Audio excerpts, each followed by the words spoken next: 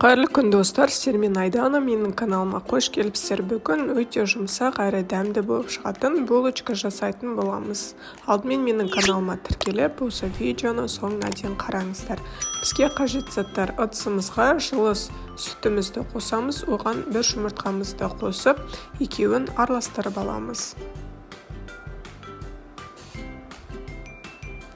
Екеуін араластырып болғаннан кейін құрғақ ашытқымызды саламыз.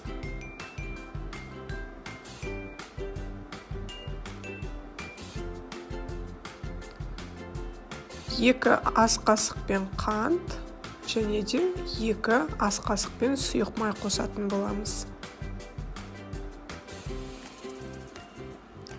Сұйық майлардың иісі болмағаны дұрыс. Енді ванилинный сахар немесе ванилин қоссаңыздар болады. Дәміне қарай жарты шай қасықпен тұз қостым. Қамыр қопсытқыш салдым.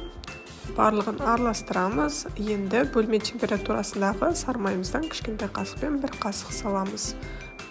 Енді електен өткізілген ұнымызды қосып, қамыр илеуді бастаймыз. Бастапқыда қасықтың көмегімен жақсылап араластырып алыңыздар. Одан кейін ұнымыздың екінші бөлігін салып, кішкене қою болғанша қасықпен, одан кейін қолымыздың көмегімен қамыр илейтін боламыз. Қамырларыңыз қолға жабыспайтын болады.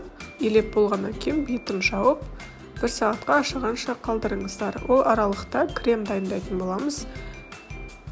Сүт құямыз, оның үстінен жұмыртқаның сарысын саламыз және де кукурузный крахмалдан 2 үлкен қасық қосамыз.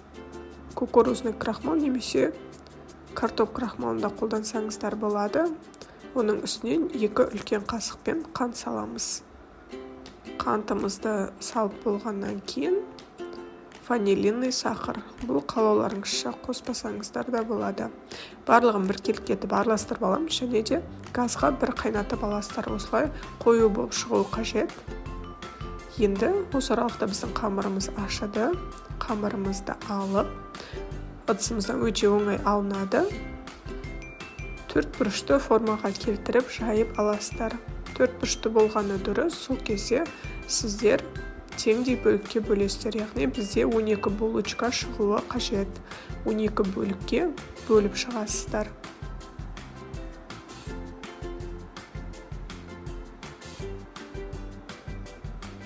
Қамырымызды кесіп алғаннан кейін гүл тәрізді етіп орайсыздар. Қатты нығыздап ораудың қажеті жоқ. Бостау етіп, роза гүл формасында әдемі етіп орап шығасыздар. Барлығын дәл осы әдіспен қайталайсыздар.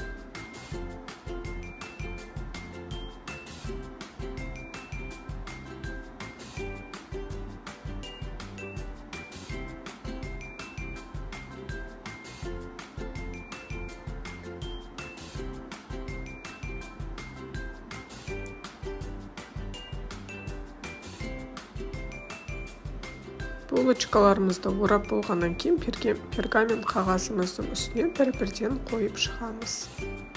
Арасы қатты жақын болып кетпесін. Енді бұның бетін салафан, оның үстіне майлықпен жауып, кішкене көтерілгенше қалдырамыз. Ол аралықта кремімізді кондитерский мешогымызға салып аламыз.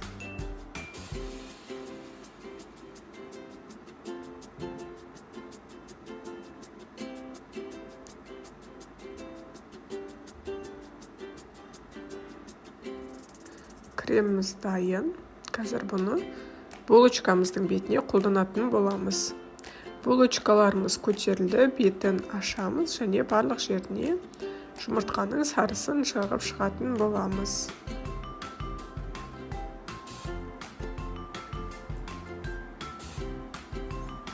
Жұмыртқаның сарысын жағып болғаннан кейін бетіне кремімізді өзінің оралған формасымен жағып шығатын боламыз. Крем өте дәмді. Бұл булочкаға тәтті дәм беретін болады. Кремімізді барлығына жағып болғаннан кейін мен сәндік ретінде шоколад қолдандым. Шоколадты кішкентай бөліктерге бөліп, осылай бетіне әр жеріне қойып шықтым. Бұл қалауларыңызға қарай.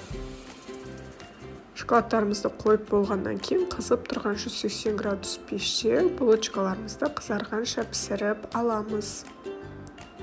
Мұнда булочкаларымыз көтеріліп жатыр. Сонымен біздің булочкаларымыз дайын. Қып-қызыл әп-әдемі болып шықты. Сіздер де осы рецептпен жасап көріңіздер. Барлық құрамын төменге қалдырып кетемін. Сіздер де осы рецептпен жасап, отбасыларыңызды қуантыңыздар. Сіздермен болған Айдана. Келесі кездескенше сау саламатта болыңыздар. Менің каналыма тіркеліп, лайк басып, комментарий қалдыруды ұмытпаңыздар.